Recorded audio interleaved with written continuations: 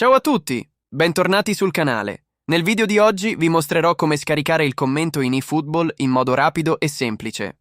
Bene, iniziamo. Per prima cosa, avvia eFootball sul tuo dispositivo e attendi che il menu principale si carichi completamente. Successivamente tocca Extra. Ora fai clic su Impostazioni di gioco. Ora tocca Scarica dati. Tocca Lingua del commento. Scegli la lingua del commento che desideri utilizzare. eFootball potrebbe offrire diversi pacchetti di commento a seconda della tua regione.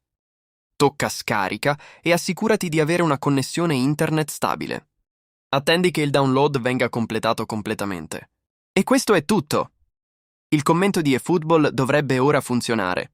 Se questo video ti è stato utile, non dimenticare di mettere mi piace, iscriverti e attivare le notifiche per altri consigli e tutorial su eFootball. Grazie per aver guardato e ci vediamo nel prossimo video.